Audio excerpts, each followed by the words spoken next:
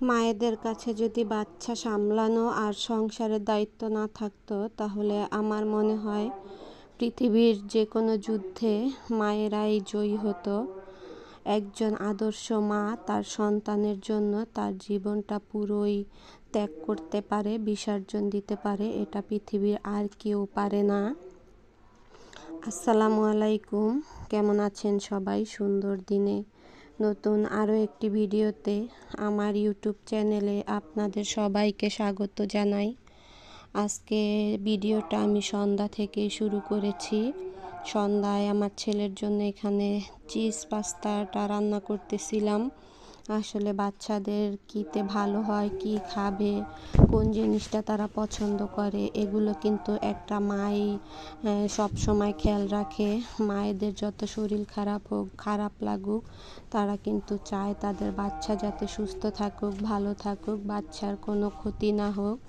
একজন মা তো তার বাচ্চার জন্য পুরো জীবনটাই বিসর্জন দিয়ে দেয়। যতই শিক্ষিত হোক বা অন্য যে কোনো কাজে পারদর্শী হোক, সে যদি সংসারটা মন দিয়ে করতে যায়, তাহলে দেখা যায় তার জীবনটা এলোমেলো হয়ে যায়। তারপরেও কিন্তু সেই মা হাসি মুখে তার সন্তানের জন্য যে কোনো কাজ করতে রাজি থাকে, যে কোনো সুখ বিসর্জন দিতে রাজি থাকে। এমনও কিছু কিছু মায়েরা আছে যারা সংসারে অনেক অশান্তি, অনেক দুঃখ কষ্ট হোক, সেটা হাজবেন্ডের কাছ থেকে অথবা সংসারের অন্য মানুষের কাছ থেকে, তারপরেও কিন্তু সে তার সন্তানের মুখের দিক তাকিয়ে সব কিছু মেনে নেয় আর কি, সব কিছু ত্যাগ করে। তো মায়েদের সাথে পৃথিবীর অন্য কারো তুলনা আমার মনে হয় না দেওয়া ঠিক।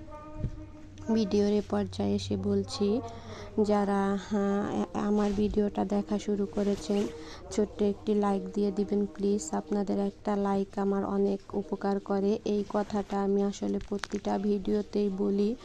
আসলে আমার ভিডিওতে কেন জানি না আপুরা ভাইয়ারা, কিছু কিছু আপুরা আছে, ভাইয়ারা আছে, লাইক দিতে ভুলে যায়। এই কারণে আর কি একটু মনে করিয়ে দিলাম। তো ওইটা একটা রাতের সন্ধ্যার পরের ভিডিও ছিল। এইটা পরের দিন সকালে দুপুরের একটা ভিডিও। এখানে ফাইজানকে আমি মসজিদে দিয়ে আসতে যাইতেছিলাম আর দেখতেছিলাম যে কিছুদিন আগে যে ভূমিকম্প হয়েছিল, ওইখানে এই বিল্ডিংটা কিন্তু নতুন করতেছিল। ওইটা কীভাবে ভেঙে পড়ে গেছিলো, তারপরে আবার ঠিক করা হয়েছে। তো এটাই দাঁড়ায় দাঁড়ায় দেখতেছিলাম যে আল্লাহ চাইলে কি না পারে। আর এইখানে পাশের বিল্ডিংয়ের একটা বাচ্চা দেখেন কিভাবে গ্রিল ধরে দাঁড়িয়ে আছে, এটাই আমি ফাইজানকে দেখাইতেছিলাম। আসলে আমার আয়া তো এরকমই করে, ওরে বাসায় রাইখা গেছিলাম ওরে মসজিদে দিয়ে আসার জন্য। তো এই কারণে আর কি খুব চিন্তা লাগতেছিল।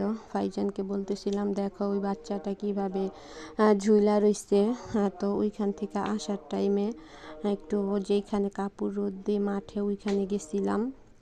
তো ওই বাগানে আর কি অনেক সুন্দর পুঁই শাক গাছের বিচি হয়েছিল, লাল লাল বিচি পাইকা রয়েছিল। এই বিচিগুলা কিন্তু যখন গ্রামে থাকতাম, ছোটোবেলায় হাতে পায়ে রং মাখতাম আর কি, দিতাম।